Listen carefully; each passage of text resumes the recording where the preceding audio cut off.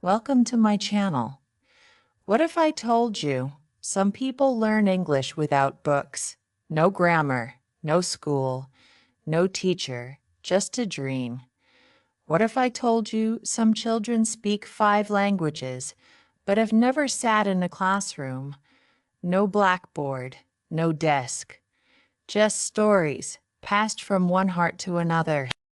What if I told you there is one country where life is harder than words, but dreams are still alive? That country is Afghanistan. You may hear about war, you may hear about bombs, you may see sad news, but you don't hear what I'm about to tell you today. You don't hear about the boy who listens to English podcasts on a broken phone. You don't hear about the girl who hides her English notebook under her bed so no one finds it. You don't hear about the young man teaching English to his village with no books, no salary, and no light. And yet, they keep learning. Why? Because English is not just a language. It's a light. It's a way out. It's a way in, into the world, into freedom, into possibility. And maybe this story is not just about Afghanistan. Maybe it's about you. Maybe you are also learning English alone. Maybe you are also scared, stuck, and tired, but still trying. If yes, then stay. Because this story is for you. And I promise, the more you watch, the more you will feel something. Not just knowledge, but power. Let's begin the journey with Chapter 1, A Land of Mountains and Silent Struggles. Chapter 1, A Land of Mountains and Silent Struggles. Afghanistan sits in the heart of Asia. Imagine the map in your mind. To the west is Iran, to the east is Pakistan, and above are the giant mountains that touch the sky. It is not a small country. And it is full of rivers, deserts, deep valleys, and high peaks. When you walk through Afghanistan, the land feels ancient, like time has stopped. The roads are not smooth. Some villages have no roads at all. To reach them, you walk for hours, sometimes even days, through. Now close your eyes and picture a small village. No cars, no buildings, no noise, just wind, just sky, just silence. The kind of silence that feels deep, not peaceful, but lonely. This is where many Afghan children live, in small houses made of mud, with no electricity, sometimes no clean water. Their mornings begin early. The sun rises over the mountains, and the world becomes gold. But this gold does not bring luxury. It brings another hard day.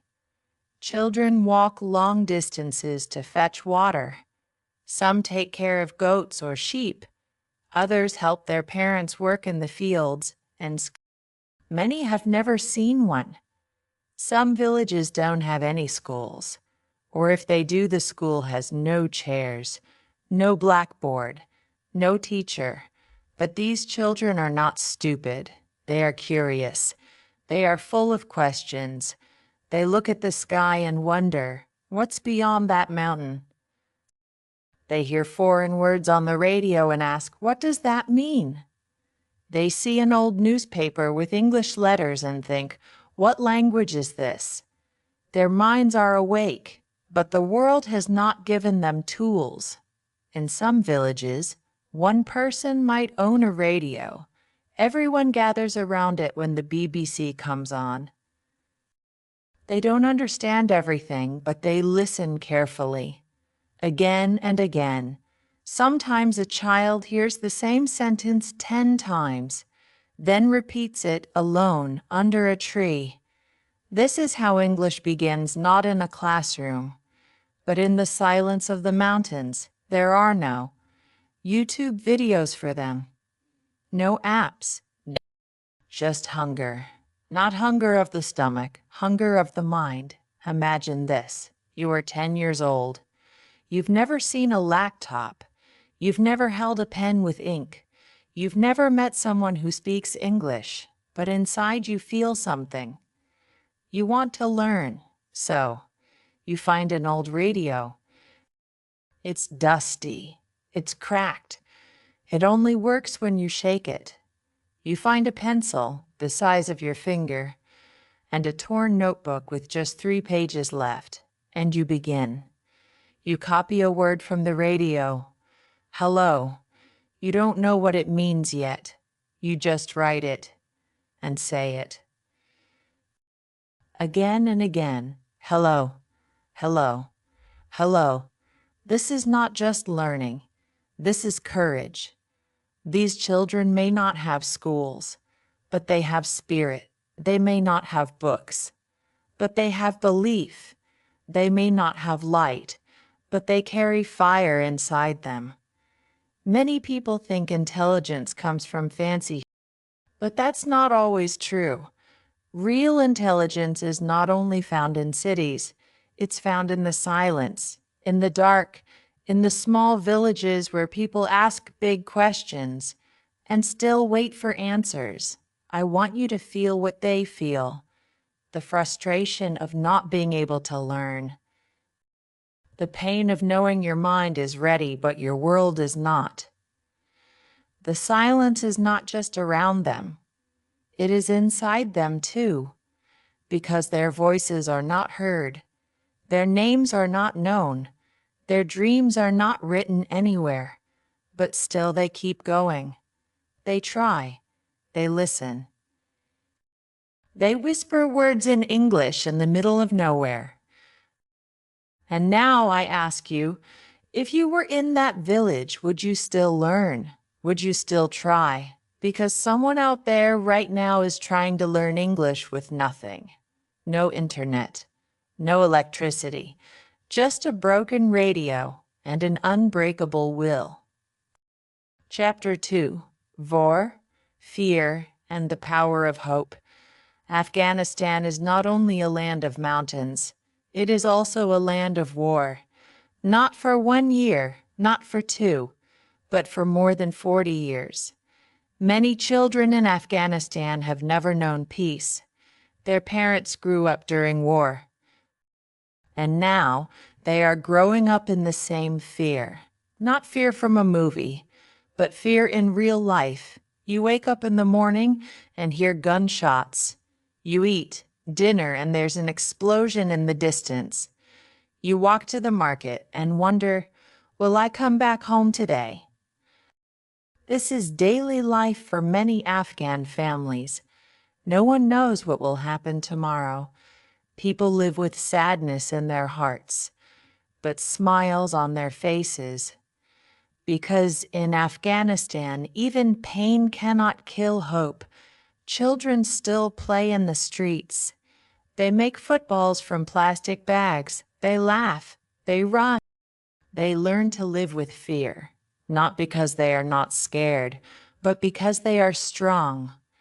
Let me tell you a story. There was a girl named Lila. She lived in a place where girls were not allowed to go to school, but Layla wanted to learn. She wanted to read. She wanted to understand the world beyond her village. So every morning she put her books under her clothes. She wore a long shawl to hide them. Then she walked fast but careful to a secret school in someone's home. She sat on the floor with 10 other girls. They shared one book. They read softly. They learned English words, even though they had never heard them before. Book, sky, dream. One day someone saw her books. They told her father. He was afraid. He said, "You will get hurt. Stop going." But Layla looked at him and said, "If I stop learning, I will already be." So she kept going, even when the roads were not safe, even when she had to run and hide. Layla is one of many. In parts of Afghanistan, Learning English is not just learning. It is bravery. It is resistance. It is the hope of something better. Some people in the world learn English for travel, some for fun, some for better jobs. But in Afghanistan, many learn English to survive, to connect with the outside world, to understand news, to ask for help, to tell their story. A boy might learn to say, "My name is Hamid," not because it's a lesson in class, but because one day he might meet a foreign doctor, a soldier, a journalist, and maybe that sentence could save his life. A girl might learn, "Please help us," because one day her village might be in trouble. And English is the only way to reach the world. Learning English is not for fun here. It's survival. That's why I admire these learners so deeply. They are not lazy. They are not complaining. They are not waiting for perfect conditions. They are learning in the middle of fear, in the middle of war, in the middle of danger, and still their hearts are full of hope. Some learn from small books passed from one hand to another, some from old, mobile phones with offline videos, some from listening to English radio under a blanket at night, because if someone hears them, they could get in trouble. But they still listen, still repeat the words, still believe. These are not just English learners. These are fighting, not with guns, but with pens, with dreams, with voices. They are building a different kind of future, one word at a time, one lesson at a time, one dream at a time. So now I ask you, when you say English is hard, think of Layla, think of Hamid. Think of all the children who learn English in a world full of noise, fear, and silence. They are not just learning a language, they are finding a way to stay human in a world that tries to break them. And still they smile, and still they speak, and still they hope. Would you be able to do that? Would you have the same courage? Because now you know, in Afghanistan, every English word is not just a word. It's a lifeline. Chapter 3, Learning Without Teachers in Many Countries. Learning English means going to school. It means sitting in a classroom, listening to a teacher, using textbooks and worksheets. But in Afghanistan, things are different, very different. Many Afghan children grow up in places where schools do not exist, or if there is a school, there are no English teachers, no trained staff, no blackboards. 2. No desks, no lights, and still they learn. They don't wait for someone to teach them. They become their own teachers. They invent ways. They create systems. They find learning in places you wouldn't expect. Let me take you inside one of these homes. There is a small boy named Farid. He lives in a village where the nearest school is 10 kilometers away. He has never met a teacher who speaks English. One day, while walking near the market, he finds something in the trash. It's a torn English dictionary, old, dirty, half of it missing. But to Farid, it's gold. He brings it home. He doesn't know how to read all the words, but he starts anyway. He takes a small notebook. He writes one word from the dictionary each day: apple, tree, window. He says the words out loud, again and again. Repeat after me, he tells himself. He becomes his own teacher. No one told him what. Grammar is. No one explained present tense or past tense, but slowly, because when your mind is hungry, it finds its own way to eat. This is the life of many Afghan English learners. Some use old, cassette tapes from years ago. They listen to English stories or lessons. The sound is not clear. The tape sometimes stops, but they keep listening. Some borrow a mobile phone. They download one video, a cartoon, a song, a short lesson. They watch it again and again. They pause. They copy the voice. They speak alone, softly, quietly, so no one hears them. Some go to an internet cafe just once a week. They have only 20 minutes. But in those 20 minutes, they watch as much English as they can. They write new words in a notebook, and for the next 6 days, they study those words. They say them while washing clothes. They whisper them while walking to the well. They memorize them while helping in the kitchen. They don't call it self-study. But that's what it is. Let me explain. Self-study means learning by yourself, not in a classroom, not with a teacher, but with your own time, your own tools, your own heart. Repeat after. Me is a simple way to learn pronunciation. You hear a word, then say it again until your tongue learns how to move. Speak alone is one of the best ways to practice English. Talk to yourself, describe your room, tell a story. Even if no one listens, speak, because your mouth is learning, your brain is growing.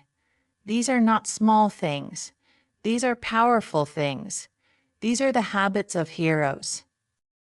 There was one girl in Kandahar. She had no school, no books, no teacher. But she had a small radio. Every night she listened to the BBC. She didn't understand most of it, but the sound of English made her curious. She took a notebook and wrote the words she could catch. She wrote them in her own spelling. She said them again and again. 1 year later, she could speak in full English sentences. And here's the most beautiful part. She didn't even know what the word BBC meant. She didn't know it was a news channel. She just knew it was English. And that was enough for her. Now think about that. No teacher, no school, no idea where the words were coming from. But still, she learned. Because when your heart is your teacher, you can learn anywhere. Some people wait for perfect conditions. Good books, perfect grammar, fast internet. But the children of Afghanistan teach us something powerful. You don't need everything. You just need something, and the will to begin. So now ask yourself, what do you have today? Do you have a phone? Do you have a pen? Do you have 15 minutes of quiet time? Then you can learn, because the truth is simple. If they can learn without teachers, what's stopping you? Chapter 4, Women, Silence and Strong Voices in Afghanistan. Women are the heart of the home.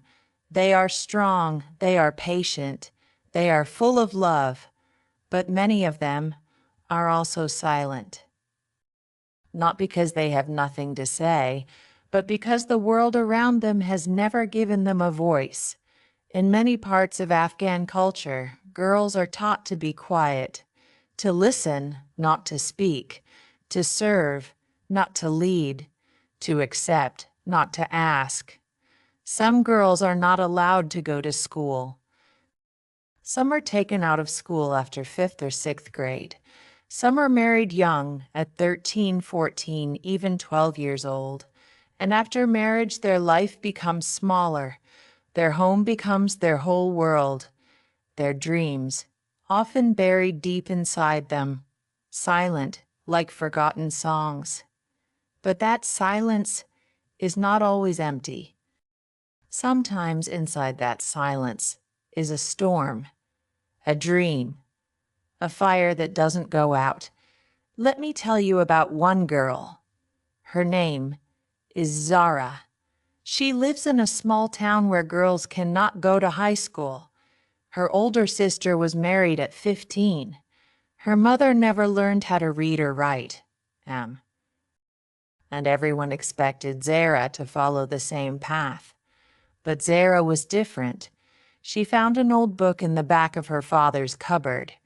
It was a small English poetry book. Dusty, yellow pages, half the cover missing. She didn't understand the poems at first, but she liked the way the words sounded. So every night, when everyone was asleep, she whispered them to herself. Softly, carefully. She didn't know what every word meant, but still she read. I wandered lonely as a cloud. Her heart wandered too, far beyond the walls of her house, far beyond the rules of her village, far beyond the silence around her. In that moment, Sarah had no classroom, no teacher, no internet, but she had something powerful, a voice the world had tried to silence. But English gave her the courage to use. She couldn't go outside, but inside, she built a world in English. Many girls in Afghanistan are like Zara. They are told, you can't, you shouldn't, you must not. But they still learn in secret, in the kitchen, on the roof, in the corner of a quiet room. They learn from broken radios, from the back of medicine boxes, from the subtitles of a cartoon playing on a neighbor's phone. They memorize one English word a day, not because someone told them to, but because their heart wants to. This is not just language. This is freedom. English becomes more than grammar or vocabulary. It becomes a key, a small, a door to a better life, a door to knowledge, a door to self-worth.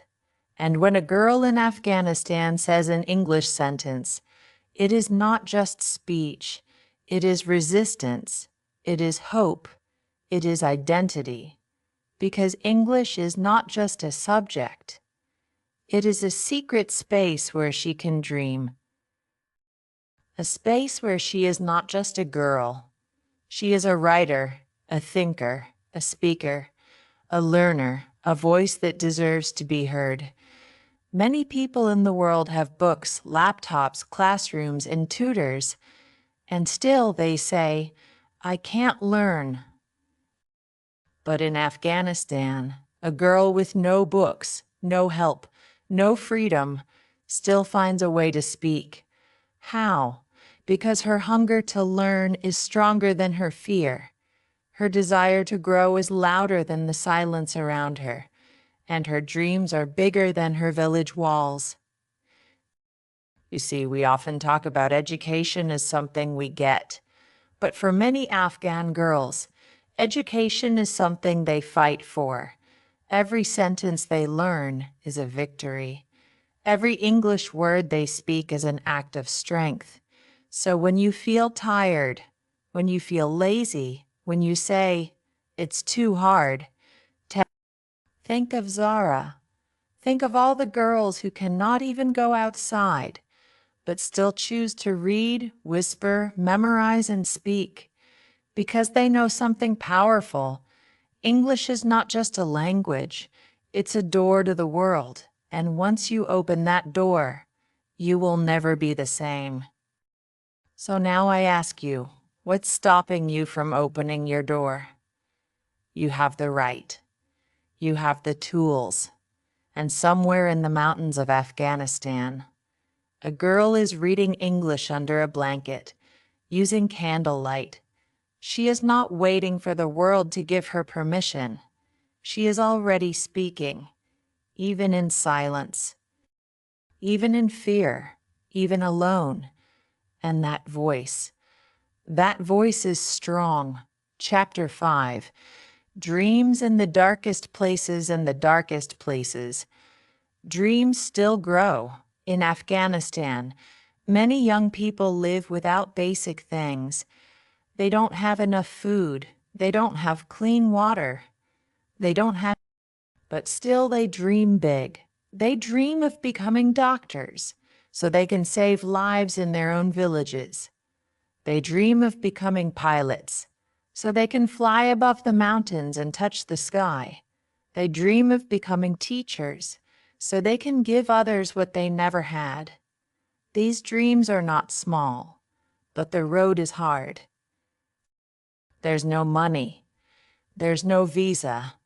There's no college nearby. Just faith and resilience. Let's understand that word. Resilience means this: when life pushes you down, you stand up again. When the door closes, you knock again. When the light goes off, you keep walking in the dark. Resilience is when your dream does not die, even when everything around you says, give up. Afghan youth are full of resilience. They don't have many choices, but they still choose to try. Let me tell you about a boy named Omar. He lived in a small village with no school, no teacher, and no money. But he loved English. One day his uncle gave him an old tape recorder. Most people would throw it away. But Omar saw something special. He started recording his voice. He read simple English stories out loud. He recorded, "The sun is hot. The sky is blue. I see a bird. Do you see it too?" He spoke slowly, clearly, again and again. He made tapes with his own voice, teaching English. Then he went to the market. He sold the tapes for a few coins, and with that money, he bought more books. Second, handbooks. Torn books, but they were treasure to him. Omar became the English teacher for his village, even though he was still learning, even though he made mistakes, even though he was only 16. He said, "If I wait for help, I may wait forever. But if I start now, maybe someone will follow." He didn't wait for the light. He created it with his own voice. This is what many young people in Afghanistan do. They don't say, "I'm not good enough to teach." They say, "Let's learn together." Because here's a truth you must remember. You can learn English by teaching others. Even if your grammar is not perfect, even if your vocabulary is small, even if you're afraid, when you teach, your brain grows, your confidence grows, your voice grows, and someone somewhere is learning because of you. Some Afghan students teach children in the mosque. Some gather 5 kids in their home and read from one book. Some stand outside and say, "Repeat after me," with a smile.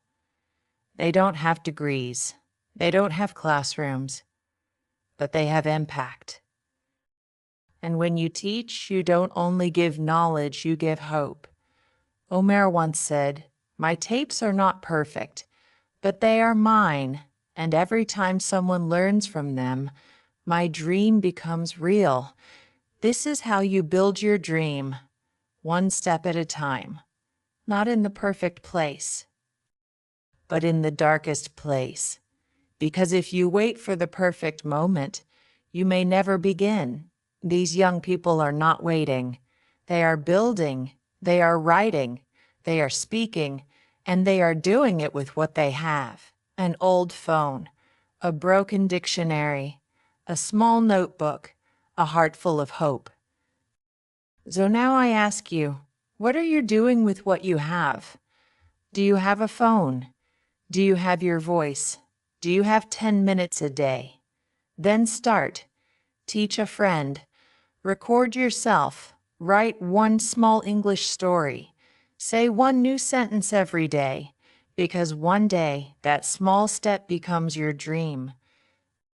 In Afghanistan, dreams are not just dreams. They are lifelines. They are power. They are resistance. And even in the darkest places, they still shine. Chapter 6. The world doesn't see them. But you just did. You've now taken a journey, not on a plane, not in a car, but through a story from the mountains of Afghanistan to the hearts of its people. You've walked through cold, silent villages where schools do not exist. You felt the fear of war, not as history, but as daily life. You've sat with girls who whisper English poems into the dark. You've met boys who become teachers without ever meeting one. And you've seen how dreams are born, even where light is missing. This is Afghanistan. And now, you've seen it not with your eyes, but with your heart. Afghanistan is not just the hardest country. It is powerful because its people never stop trying. It is poetic because in the silence there are still songs. It is painful because so much beauty is blocked by suffering. And it is proud because even with broken tools, its people keep building. The world often talks about Afghanistan only when something terrible happens, when there is war, when there is loss, when there is disaster. But the world forgets the children walking to school with no shoes. It forgets the girls writing English words in secret. It forgets the boys teaching with no salary. It forgets the grandmothers who never learned to read, but still push their grandchildren to study. And now, I want to give you 3 simple English words, 3 words that describe the people you've just met. Empathy. This means feeling what someone else feels, not judging, not ignoring, just understanding. When you hear the story of a girl hiding books in her shawl, when you hear the voice of a boy recording English on a broken radio, and you feel their pain, their hope, their fire, that is empathy. Courage, this means doing something even when you're scared. Like speaking English in a place where you could be punished. Like learning with no teacher, no guide, no help. Courage is not loud. It's quiet but powerful, and Afghanistan is full of it. Strength. This is not just about the body. Real strength is the ability to keep going, to stay kind, even in cruelty, to keep learning, even in the dark, to keep speaking, even when the world stays silent. You may never visit Afghanistan. You may never meet these people, but today you saw them, you listened, and that means something. The world may not listen to Afghanistan, but today you listened, and that makes you part of their story too.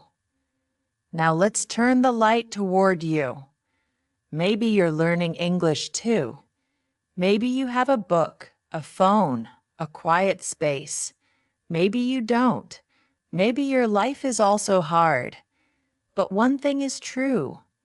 You can learn. Because if a girl in Kandahar can whisper English lines from a poetry book she doesn't understand, if a boy in Bamiyan can sell his own recorded voice to buy one old book, if students with no electricity can still memorize English phrases by candlelight, then what's stopping you? You don't need everything. Tandet. You just need something, and the will to begin. You've now seen English not as a subject, but as a lifeline, a door, a voice, a chance. And that chance is also waiting for you. If you learn English, you don't just speak, you connect. You don't just translate, you transform. Your world becomes bigger, and maybe your voice becomes a light for someone else too. So remember this, English is not just grammar. It's not just rules. It's not about being perfect. It's about being brave. In the hardest country, people are still trying, still dreaming, still learning. And now so can you. So let me ask you, one final time, if they can learn with nothing, what's stopping you from learning with something? You just spent a few minutes with the voices the world usually ignores. And now it's your turn to speak. Your turn to rise. Your turn to try. Your turn to become one of the strong. Because English isn't just a goal, it's a journey. And you've already begun. If this video opened your eyes, even a little, if it helped you see that English is more than rules, more than exams, it's a lifeline, a quiet kind of power, a voice for those the world forgets, then please, don't just scroll away. Don't just watch and move on. Be a part of this story.